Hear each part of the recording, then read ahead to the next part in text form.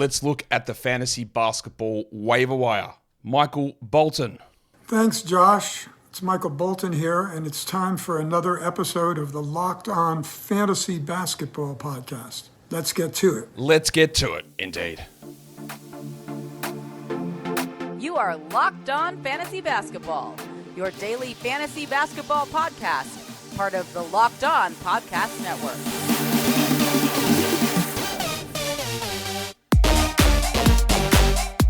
Hello and welcome to the Locked On Fantasy Basketball Podcast, brought to you by Basketball Monster. My name is Josh Lloyd and I'm a little late to the show. I was just getting myself out of a giant vase. I'm also the lead, that's pronounced vase for you guys in America. I'm also the lead fantasy analyst at basketballmonster.com, and you can find me on Twitter as always at redrock_bball, on TikTok at redrock_bball, and on Instagram at Locked On Fantasy Basketball. Today's episode is brought to you by Prize Picks, the easiest and most exciting way to play daily fantasy sports. Go to prizepicks.com/LockedOnNBA and use the code all lowercase LockedOnNBA for a first deposit match up to $100. Thank you also for making Locked On Fantasy Basketball your first listen every day. We are free and we are available on all platforms. Be a double banger. Listen to the audio, watch the video, and then jump in the conversation. We're going to have the chat going during the premiere, which you're here for now, I'm guessing. If not, drop them in the comments below, thumb it up, subscribe, ring the bell. We're going to hit Operation 80K, which turns into Operation 100K after that, and it'll be great if you guys could help me out and do that. We're talking waiver wire today. Just a quick note though, if you do watch this, I don't think we're going to have a pre-game show today. Just be aware, I'm going to be taking my partner over to the airport.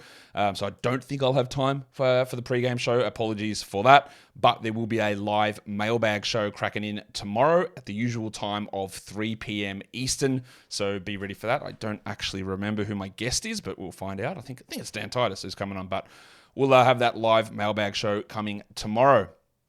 We're here to talk waiver wire. Let's do what we normally do on this show, and let's look at some must-roster players. How am I looking at this? We're looking at sort of shorter chunks, next 2 weeks or so, guys who are available in 35% plus of leagues, who I think shouldn't be available in those leagues. They're guys that are projected to be top 100 over that time frame. And let's take a look at the names. And of course, this guy's name is going to be on the top of all of these lists because people still have not grabbed him. It's Timothy John McConnell. And I'm thinking after the game on Wednesday, his roster number will jump up by 70% or so. He still sits at a really ridiculously low number, honestly. It doesn't make a lot of sense. If I use Basketball Monster's advanced roster percentage metric, he's at 97%. Right, so the people who are using Basketball Monster, who are in these 12-team leagues, everyone in those leagues has jumped on. But the general Yahoo populace has not. So just see how you go. See what your league is like. And if McConnell is still there, doesn't make a ton of sense. But go and add him in that situation. So he is a very, very clear must-roster player in the absence of Tyrese Halliburton for 2 to 4 weeks, let's say. The next one is Derek Lively. I know he's out with an injury at the moment. This is category league specific, by the way. We'll do the points league list next. Derek Lively, I just don't think it's a long-term injury, and I don't think that he should be sitting on your waiver wire. I know it's frustrating. I know he's not going to be for everyone. Someone looks at it, well, he scores like 7 points, Josh. I know, but it's field goal percentage, blocks, rebounds, combination that is really useful in fantasy leagues. It is not for everybody, but he shouldn't just be floating around on 40% of waiver wires. The next one is the Dart. No, it's not the Dart. What am I talking about? It's the Rabbit Hunter. The Dart's next. Alex Caruso. Yes, Zach LaVine is back. I think Caruso can maintain category league value. He might not, but I do think he can. And there are changes potentially coming in Chicago. Now, I've said this a few times. I'll say this now. And I want your responses to this as well. This is a great thing to get comment engagement. So if you are listening on audio, jump over to YouTube. I have stated, and I retweeted this earlier today, the two most likely players to me that are almost definitely being traded. I don't go very definite on things like trades, but the two players who are most likely to be traded, DeJounte Murray and D'Angelo Russell. Zach LaVine, we know, has been out on the market. I don't know that he gets moved. I don't know that many people want him. Pascal Siakam might get moved. That is true. Malcolm Brogdon's an option there for sure. And I think there's a chance that all those guys do get moved on from. You'd think that Bojan Bogdanovic and Alec Burks would be options too, but who knows with Detroit. But to me, the two likely guys are DeJounte Murray and D'Angelo Russell. Not to say anyone else won't. But who is your most likely player to be traded? That's what I want to know. Leave that in the comments below.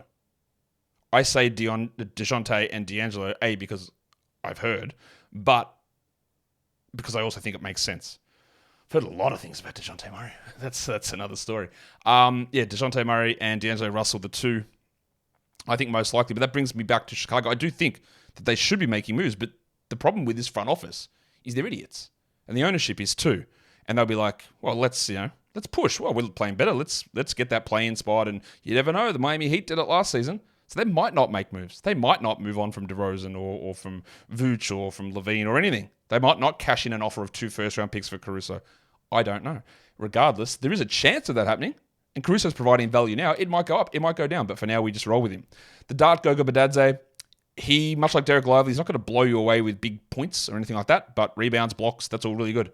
Should be rostered. Trey Jones, don't know if he starts for the rest of the season. Don't care. We roster him. We add him now. And we adjust later on. The other one's Suggs, who sits there at 40% available. He very clearly looks like the best guard in Orlando. Better than Cole, better than Fultz, better than Mr. Black, better than all those guys. He looks great. He is one of the most improved players in the NBA this season, but not all fantasy managers have necessarily caught on to that. In points leagues, a lot of the names are similar. Timothy John McConnell's at the top of that list. The second one is Jaden Ivey. Now, I would add Jaden Ivey in category leagues as well. He's just at a higher priority in points leagues. He's much better in points leagues. Cade is out. He is the guy that we add in Detroit if he is available. Trey Jones, Derek Lively, and then 2 Warriors guys. Now, Podziemski was a guy that's still projecting really well for me in category leagues, even with the uncertainty, the return of Draymond, all that stuff. But I do like John Kuminga, the bucket, and Brandon Podziemski, the old Game Boy, to jump into relatively solid roles. There'll be some rocky moments for sure. But at this point, I just wouldn't leave them on the waiver wire, especially Kuminga in a points league, Podziemski in both formats. I just wouldn't want to leave them on the waiver wire of a 12-team format. I think there is a decent top 100 chance for these guys rest of season, and I just wouldn't want to leave it there. It might be rocky. It might be weird. There might be some interesting things that happen and some things that we disagree with for sure. But I wouldn't want to let it sit on the wire. So my must-roster points guys, we've got Timothy John McConnell, got Jaden Ivey, got Trey Jones, Derek Lively, John Kuminga, and Brandon Podziemski. Remember, these 6 names are not the only names. There might be another name that is rostered in 70% of leagues that's available in yours. Then yes, he might be a must-roster player, but I've got to have a cut-off somewhere. There's 4 or 5 other guys that might come below Podziemski on my list of top 6 names here that you might think are must-roster guys, and I might agree with you. I can't fit every single player in at every single point. It's part of the benefit of having Basketball Monster is that you can see the projections for all 550 players in the NBA at any point during the day. They're always there, and you can see our long-term, short-term, individual game projections for all of those players. Whereas I can't talk 500 players per show. I do my best, but I can't talk 500 players per show.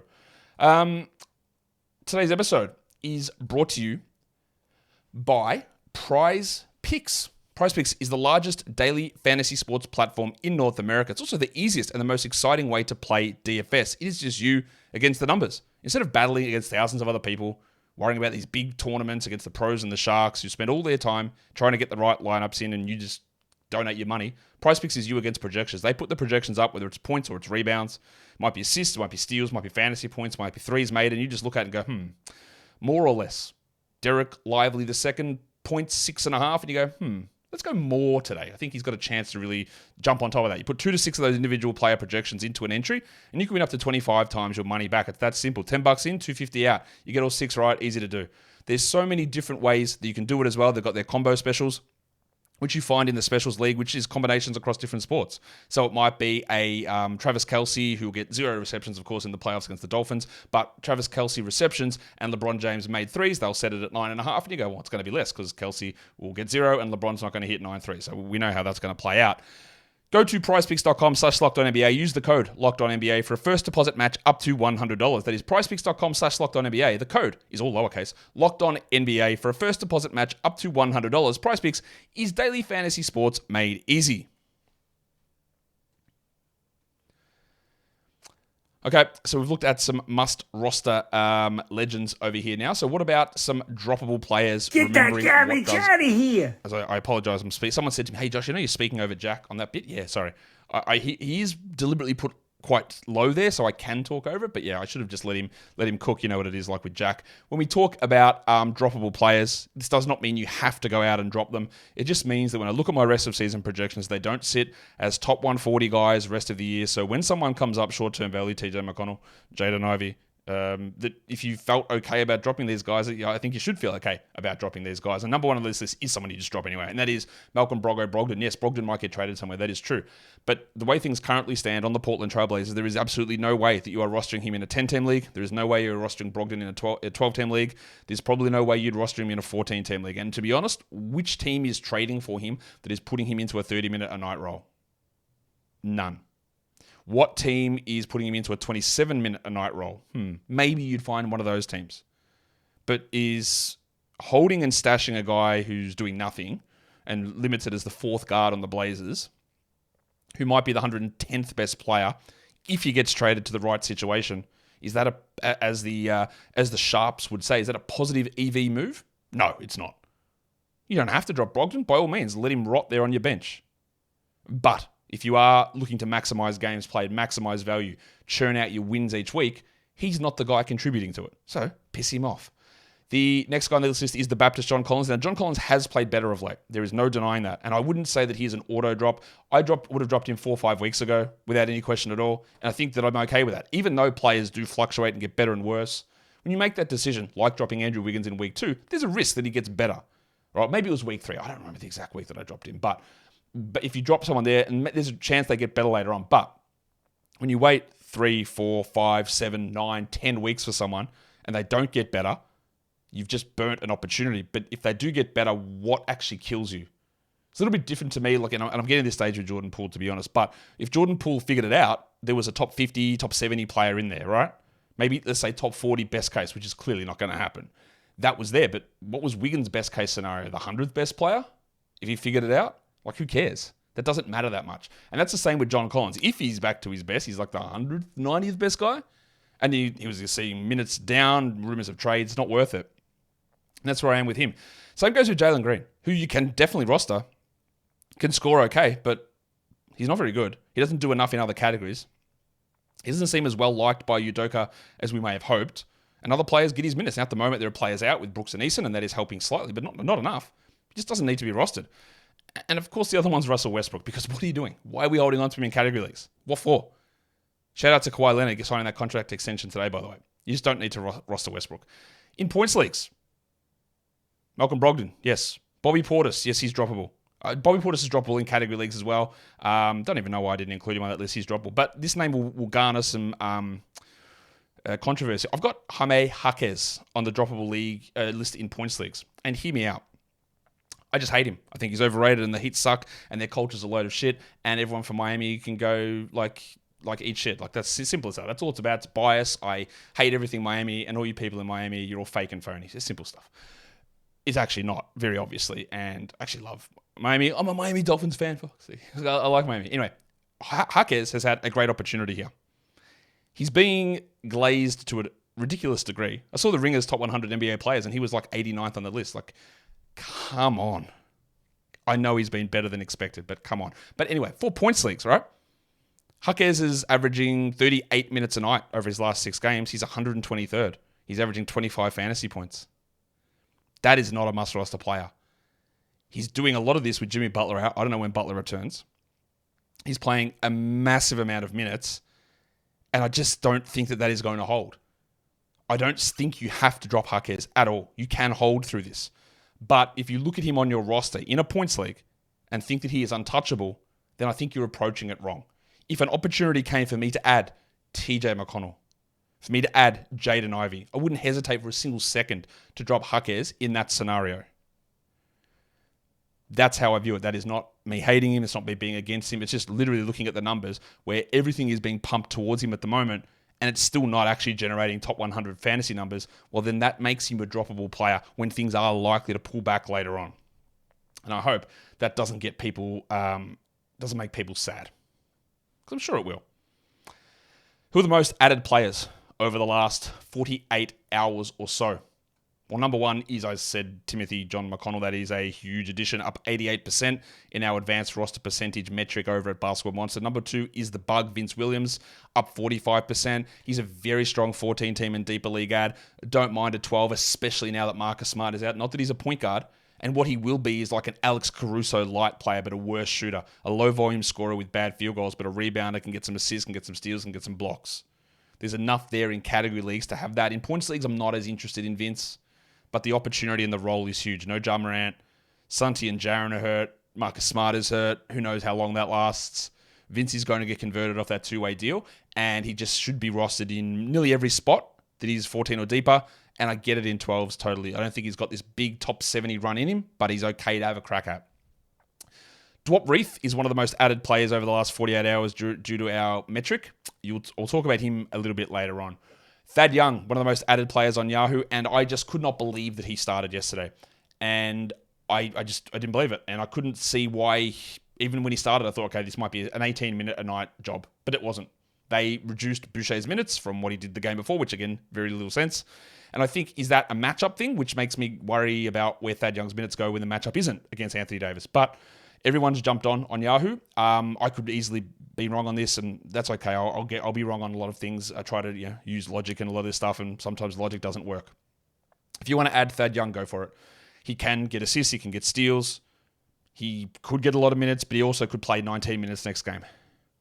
If you go and add him, go for it. I'm not going to fully endorse it, but I'm actually fully okay with doing it. So, I'm not like, man, I'm so bummed I missed out on Thad. That's going to kill me. I really missed out on an opportunity there. That's not how I feel on that one. But that could just be completely wrong. But they could just roll him 30 minutes a night with Pirtle out. It would be fucking absolutely wild for a bloke who's played about 5 minutes combined over 2 years. But they could. We'll see. Andrew Nembhard and Aaron Neesmith, two of the biggest ads. Try not to double up on names there on the Yahoo list, but yeah, Nembhard and Neesmith should be 12-team ads. And yeah, they're behind McConnell, but very, very clear. I would very comfortably add Nembhard and Neesmith over Thad Young. Would have no question about that whatsoever. But yeah, that might not be an actual opportunity, or you might not even have that chance to do that.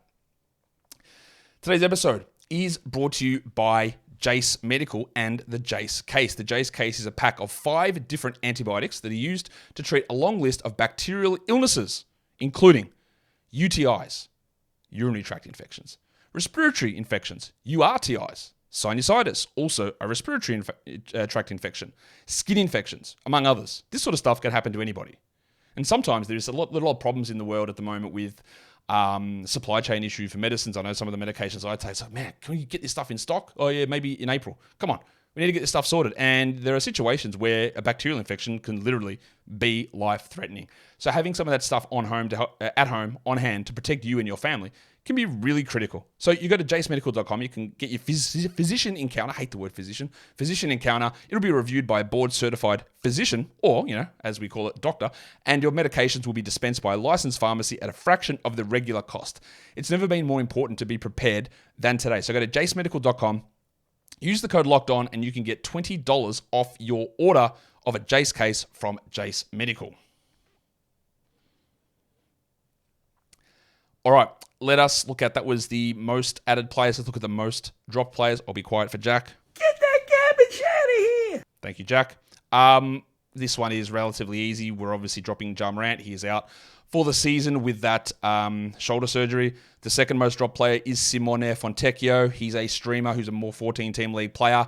I'm happy that my assessment on him there was wrong. Sometimes, you know, a lot of the ethos of this show is get ahead of it, jump in front of it, let's see what happens, right? And I didn't do that with Fontecchio because I couldn't buy that any of this shit was going to happen, that he had have that value moving forward. And he had it for like 2 games. I went, all right, did I miss it maybe? I went and grabbed him somewhere. But no, I was right with that all along. A lot of the time when I say get ahead of it, it's like, I can see a real pathway for this developing into a consistent top 100 player. Not like, if he shoots 60% from 3 and gets 2 steals a game, then yeah, he's top 80. Where it's like, I know that's not real. And how do you know when to jump on before it cools off? That's the tough part. So I'm usually going to be slower on those sort of things than the ones where I go, the profile's really there, the opportunity is opening up, there's improvement coming, let's see where it goes. So yeah, totally behind dropping Fontecchio. He's just not a 12-team league guy. A lot of people just continue to drop Larry Nance. I think you'll see that Larry Nance might end up being one of the most added players tomorrow. I just think that he's more of a 14-team league guy, but they haven't played for a little bit of time. He struggled the last time out, so people dropped him. And you'll notice this as well, like Dwop Reith, the most dropped player on Yahoo. Yeah, I know he struggled yesterday, and he's a bit like Fontecchio.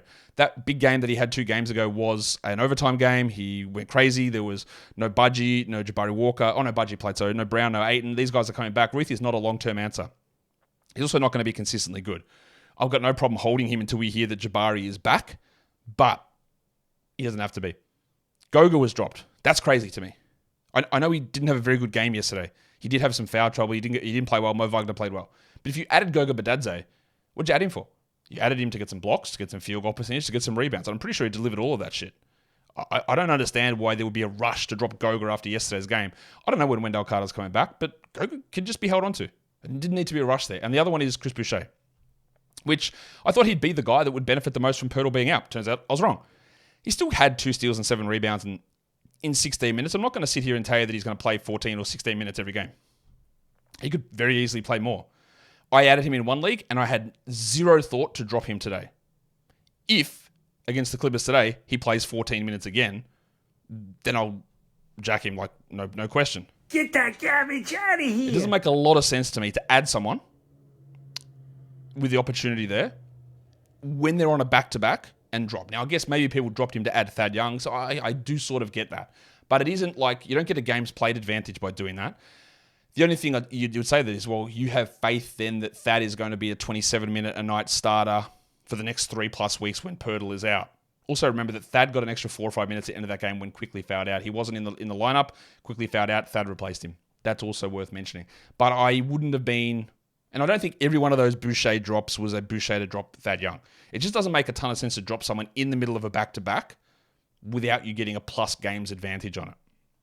Most of the time. There's always going to be exceptions to that. Who are the hot players? These are the guys who are ranked top 100 over the last week per game. Gives us a little bit of an interesting insight into some value of guys. Number one is Dennis Smith. If the Nets didn't have a one-game week this week, I would have said, yeah, go and add him.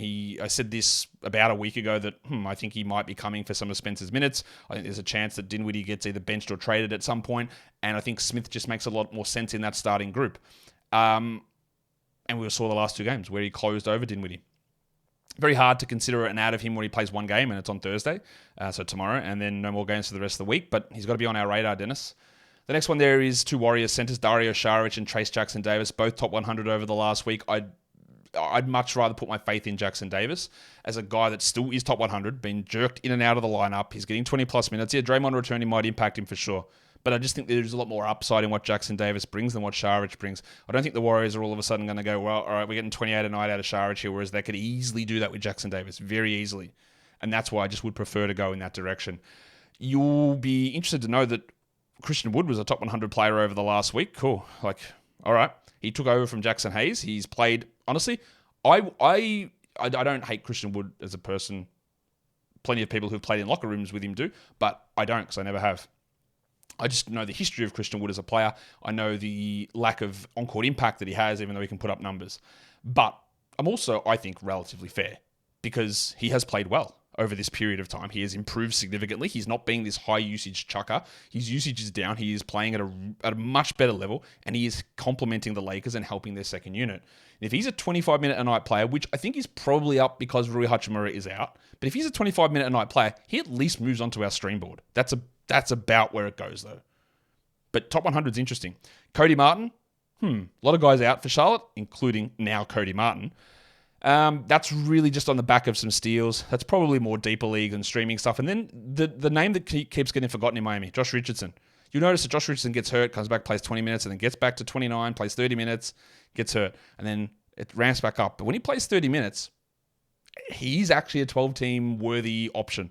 He's definitely not a must. He's definitely not a must hold on to at all situations and all circumstances. But he continues to have enough value, and he's just available like everywhere.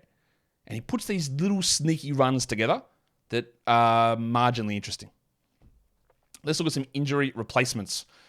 You'll notice that the man there on the cover image, if you are watching here and you're a double banger and you're over here on YouTube, was Paul Reed because Joel Embiid remains out. I don't know how long Embiid is going to be sidelined, but what I do know is I just keep going with Paul Reed until Joel Embiid returns.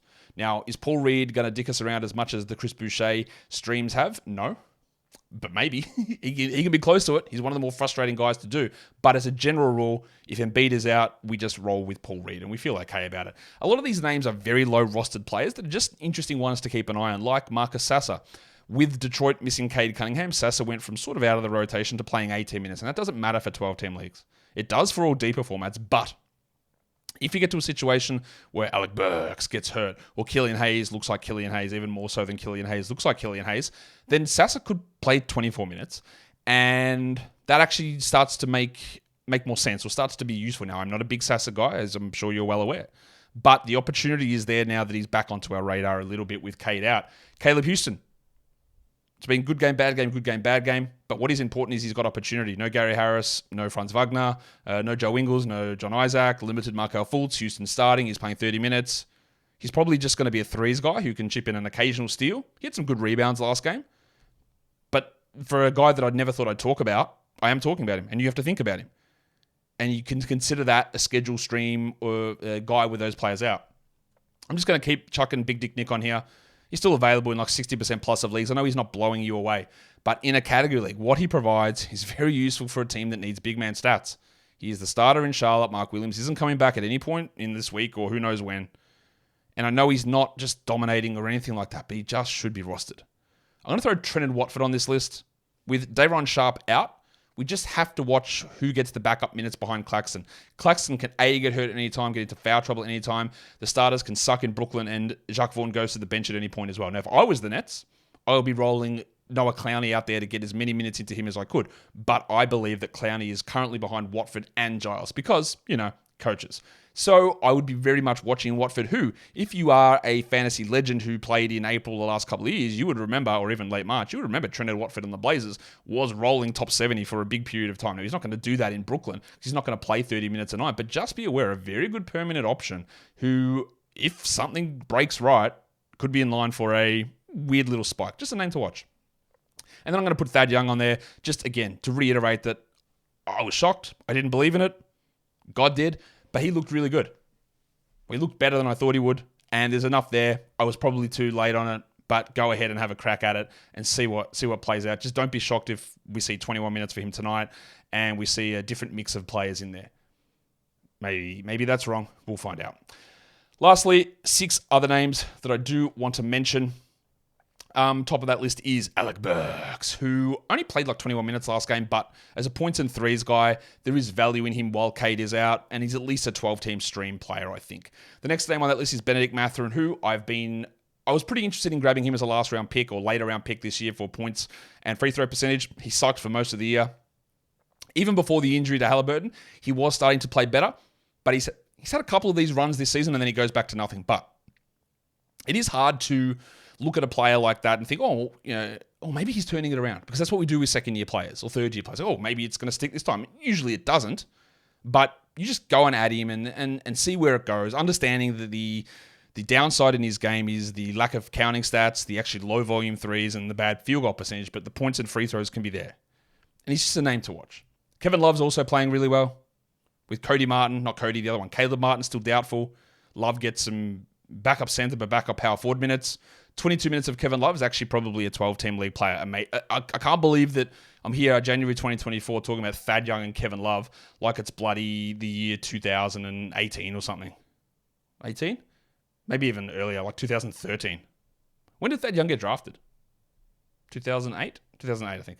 I remember reading Thad Young's draft profile when he was back in Georgia Tech in like 2007. Yeah, it must be 2007, 2008 that he was drafted. Anyway, Nick Smith is a name to watch.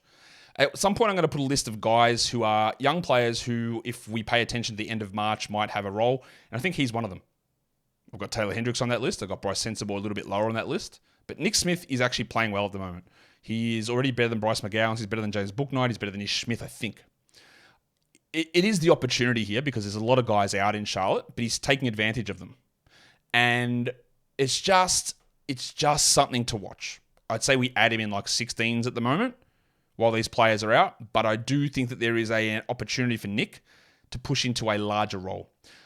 Someone said, Josh, you're really dropping. I'm disappointed. You haven't given Ibu Baji the nickname Onion.